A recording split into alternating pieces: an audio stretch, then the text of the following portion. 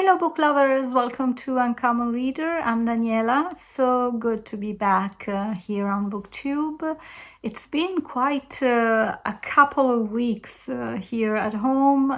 In the apartment above mine, they are doing some reconstructions, remodeling, so it's pretty noisy during the day, and I couldn't film. And finally this weekend I found some time to record a book haul today. I'm keeping you company with a book haul, so thanks for hanging out with me today. I have a few books that I got in December from my favorite book crossing place I go to in my region, and one book gift. I did receive more, but this is the only one that's actually available with an English translation, so I feel like I should not show you books from Italian authors that are not available for you as well in English. So I'm gonna start with one book that I'm particularly happy to have received this Christmas. And actually this book I had mentioned in my end of the year book tag. It's the newest Natasha Solomon's book on Cleopatra. I have my Italian copy here, and I assume this is a retelling, so I'm pretty excited to read it. I am not sure this is gonna go in my February TBR, but definitely pretty soon I want to read this. And speaking of Natasha Solomons, I'm so happy I found another of her books at the book crossing in December. This is The House of Tyne Ford. Isn't this cover beautiful? So sophisticated. I love it. So I have a little note for each book in English because I have all my copies in Italian here. And this book is set in 1938, and Elise, the protagonist, escapes Nazi Austria and goes to England to work in a large house by the sea. Alone and far away from her family, she faces love, loss, and the coming of war as she searches for a new life, of course, at the house of Tyne Ford.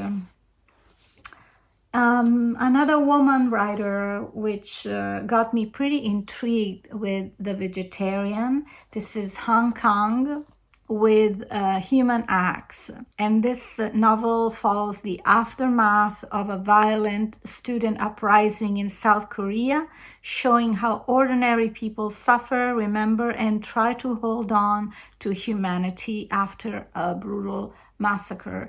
And I believe that she mentioned this massacre also in one of her latest books that I've read last year. I don't remember the English title, but I will add the cover right here for your reference. And now we go to France, and I found Jean-Paul Sartre combo. This is Nausea and The Wall.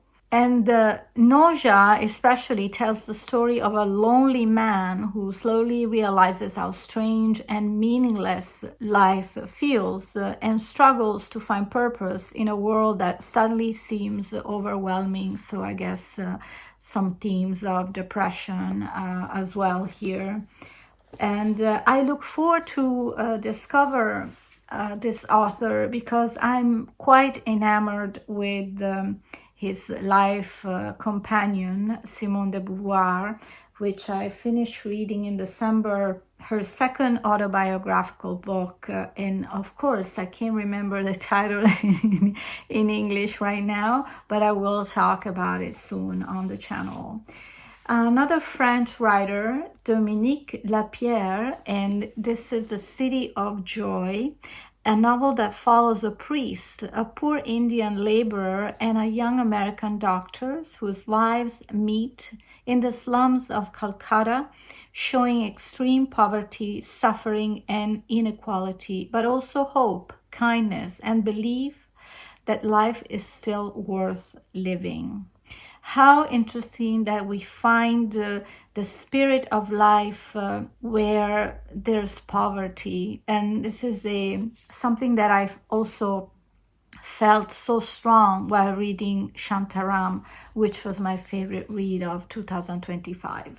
At the book crossing, I also found two Italian classics that I am really excited to read. This is Antonio Fogazzaro, and you know, like even the book seems pretty old when they didn't used to have like a paper cover in front of the book, and not even any illustration, and just simple sort of like leathery type of covers. And I wanted to share a little bit about this author, which I was quite enamored with when I was a teenager. I wrote down a few words. In his works, one finds a constant conflict between the sense of duty and passions, faith and reason. Fogazzaro was a deeply religious man, but supported the reform in the Catholic Church and toured Italy, proposing to reconcile Darwin's theory of evolution with Christianity. And for this reason, actually, two of his novels were banned in 1905, and the titles of these two novels that were banned were Il Santo, the Saint, and Leila, which I actually never heard of, so it'd be interesting to read them. But Malombra, which is, if you translate it literally, means bad shadow, but in English it's actually entitled The Woman. And it's a romantic but dark novel that looks deeply into the human mind, centered on a mysterious and dangerous woman who captivated readers. Italian Gothic classic, first published in 1881. Imagine that. So feels like a little Dickens of Italy, maybe, Fogazzaro. I remember loving another classic of his, Piccolo Mondo Antico, but I need to find the English cover because I don't remember how it was translated. Another classic of Italian authors, and I'm most cherished by school professors because I remember reading this book for school, and this is The Betrothed. And this is actually a school copy because there are a lot of references on each page, at the end of the page.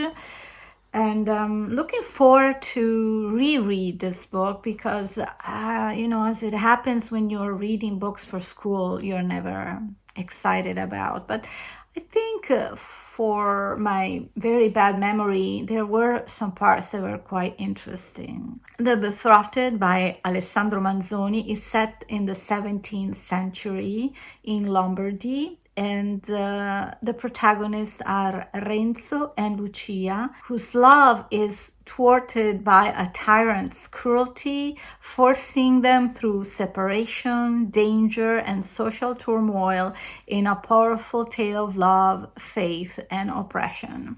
So what's interesting in this book is also there are a lot of historical facts. And I don't know much about that period, and we are, of course, before the unity of Italy as a nation. So at that time, we had little republics. You know, the Republic of Venice, the Republic of Naples. It'll be quite interesting to go through again these details because I totally forgot, and I dare anyone remembering things from school. I have such a bad memory.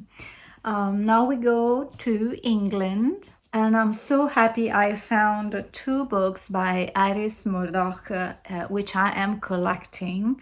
And I have never heard such titles before. Also because when I was looking for the English edition, which I'm sharing here, The titles didn't ring a bell. I never saw them in bookstores when I was collecting them while I was living in California.